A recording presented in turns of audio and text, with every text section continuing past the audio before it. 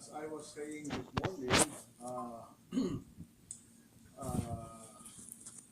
our country is world class, no, as far as tourism is concerned. We belong to the league, and in spite of our limitations, like certain infrastructures that are still wanting, but then it is easily compensated with what we have to offer because definitely uh, uh, our guests here in the Philippines enjoys more the hospitality, their experience with our people because what makes this country beautiful is our people.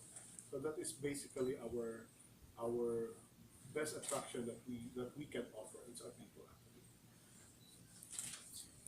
Are there tourism forecasts ba for this year that you're still trying to push, or have you actually met na yung mga goals natin for tourism for this year? Well, the president has set a very ambitious uh, goal, and that is to be able to come up with at least 10 million foreign visitors by the end of his term. And so far, I would say we're on track, no? Except for last year, because of the calamities that struck the country, we were not able to hit the 5 million mark, but we almost hit it. And if we are to talk about domestic tourism, we have more than hit the target, but going into the foreign market, there is a growth of 9.56%. I think the tourism guys can be more knowledgeable on this Ah, topic. Yeah, I'd like to add to what the congressman mentioned.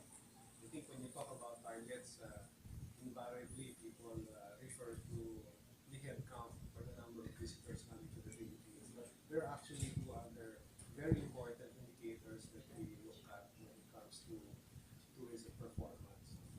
The first is the revenue, because as they say, as the finance people would say, everything's about bottom line.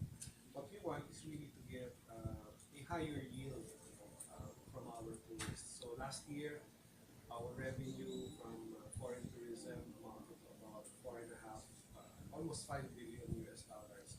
So in the next 2 to 3 years, we will continue to look at the expenditures of our foreign visitors as one of the performance indicators. The second indicator that we're looking at is employment. Again, tourism has to be inclusive. It cannot be just confined to a few stakeholders. So when we talk about employment, right now there are about 3 million Filipinos who are directly and indirectly employed in tourism. Our target by 2016 is to bring it up to about 2,000, to about 6.5 million Filipinos. So employment is very important. I think the record numbers, you know, of buyers and sellers that we have here in Kibex today is a very strong proof, you know, of how Filipinos, you know, have embraced the campaign and have rallied behind it the same way we have rallied behind Gilas Filipinas. And when we talk about the number, again, the record number of foreign buyers, I think it's a reflection of how much or how they appreciate the potential of the Philippines as a competitive and fun destination here in Asia. Sir, two questions about the indicators you've mentioned. You said you are aiming for higher yield, higher expenditures. Do you have a target? Yes, right now, like I said, for 2013, our estimate is that we generated about 4.5 billion US dollars per tourist. On average, each foreign tourist coming to the Philippines spends about $1,000 during this entire stay. Um, we hope to bring this up to about 1,500, maybe $2,000 per person. I think we all have to look at the unique situation of the Philippines, so being an archipelago. When we talk about the 4.7 million foreign tourists came to the Philippines in 2013, sorry, 2015, these are real tourists. these are tourists who actually had to hop on a plane to come to the Philippines. Unlike some other destinations in the region where people just get on the car, cross the border, and then you chop one point, and then on the way back another point. Okay, so real tourists who generally stay longer. So on average, we get tourists who stay anywhere between 9 to 10 days. And when you talk about the bottom line, they spend more than what they do in other destinations. How do we intend to boost spending? You have to you have to offer more attractions, more destinations, including Bohol, of course, so that they stay longer. Second is that you have to enhance the offer so that they spend more on the tours, on shopping, on dining, on spa, aesthetic. So that's the big plan. Sir, in terms of employment, you mentioned that you intend to raise employment to jobs generated to 6.5 million Filipinos. In terms of tourist to Filipino ratio, gaano po kalaki ang gusto niyo maging difference? Tourist to Filipino. Tourist to jobs ratio. How many jobs generated per tourist? Oh well, we can do the math. No? If we're talking about 6.5 million directly and indirectly employed in tourism in 2016, and if we stick to our target of 10 million, then you can come up with your ratio. Okay. Tourists spend, you mentioned that around they spend around $1,000 every single house. And was there any ever That doesn't include the airfare. So it doesn't include the airfare. Yung international, it includes the hotel, the shopping, the tours, getting a facial, spa treatment. Souvenir items. Souvenir items. Let me just pick up from where Congressman left off. Because yung souvenir item is very important. Because the economic benefits go directly to the grassroots. So when these people move around, they go to Cebu, Bohol, Boracay, and they start buying souvenirs. The ones who benefit are the locals themselves. Not just the big establishments, but those from the community.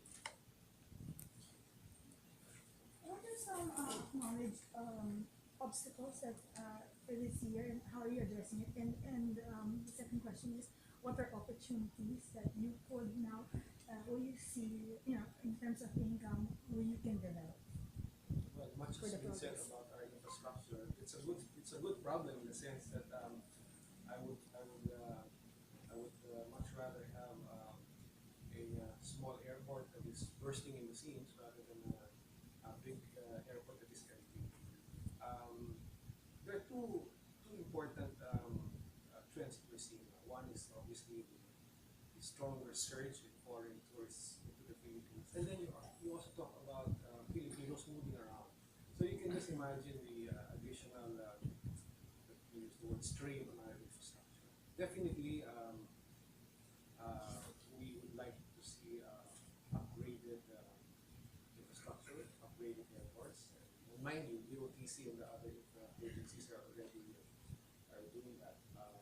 The issue of access roads is also being addressed through our convergence program with the Department of Public Works and Highway. So while there are obstacles, I think even more important is that the government and of course the partners from the private sector are addressing these perceived roadblocks. The second And question. opportunities. Opportunities. Okay. Opportunities. I think when you talk about promoting the Philippines out there, it's interesting because when I walked in, somebody said, "Hey, there's a buyer from Monaco." So I think again, it's a reflection of the buzz that we've created around the world. I remember many years back, the participation of buyers would be confined to just a handful of countries, but now you have a global footprint. It's almost like somebody used the word United Nations earlier. It's like United Nations. So that's an immense opportunity that we see. And one of the instructions of Secretary Montiveros is precisely to look to identify those opportunities, whether they're in terms of new geographic markets or new niche markets, harness the potential, so that we're able to get the numbers up, get the revenue up, and most important, get employment. Are you also including Mindanao as part of the tourism Absolutely, package? absolutely. You see if you look at the airport upgrade program, if you look at the access, now the congressman mentioned that we've come up with a dedicated AVP, 30-second AVP on Davao. I don't know if you've seen it. Explore, relax, repeat. So this is the kind of material that we hope to see in more destinations around the Philippines, including Mindanao. Many of the buyers here, will, have been to Mindanao and are actually promoting Mindanao. Are we confident about the security? And Security is more of a perception issue. I'm sure many of you have been to Mindanao, and you would know that the situation is very much different from how some people perceive it. So I'm not the least worried about the safety and security. How do you address the image of certain, let's say, mga tourist spots? Let's say, for you, sir, like Bohol, kasi di ba, in the recent earthquake, Yeah. and because, of course, the world perceives that there's a lot of damage. So, what do we see just ruins, or is there an alternative for that, or are they doing reconstruction? Well, it's just like the security issue. Again, it's a matter of perception. It's a matter of how you present things. Because talking about the Bohol earthquake experience, it's not really something that affected the entire province. Like for example, in Bohol, the tourism jewel is Panglao Island, and there is very minimal effect of the earthquake in the whole island of Panglao. Practically, the beaches, the resorts, and hotels there, walang nangyari doon. Walang nangyari. Because the earthquake is just contained in a small portion of the island in the northern side. So basically, I would say in terms of number of Bohol would have 47 towns, and of the 47 towns, less than 15 are really greatly affected by the earthquake. And as far as the major tourist destinations in the province are concerned, it's still on. It's still on. In fact, some new destinations are in fact being open and launched right now. Just like the Chocolate Hills Adventure Park, that is a new thing. So other than going to the traditional destination of going to the Chocolate Hills complex run by the government, there is now a private sector development, which is Chocolate Hills Park Adventure Park, no? Which is a new thing. So other destinations in the province are also doing the same. So definitely, as mentioned by the ASEC, one of the ways that we do get to increase interest would be to have more destinations, develop more destinations. And this is what the government is doing. We're, under the Convergence Program, we're seeing to it that people and our guests would have access to these destinations. So the infrastructure support that is needed is being worked on by government today. So it's just a matter of time. Some are already completed, some are ongoing, and some will be funded next year. May I add to what the congressman mentioned? I think there are lessons to be learned from the Bohol experience, and I find these lessons truly inspiring. I hope something that the other destinations can draw lessons from. After the earthquake,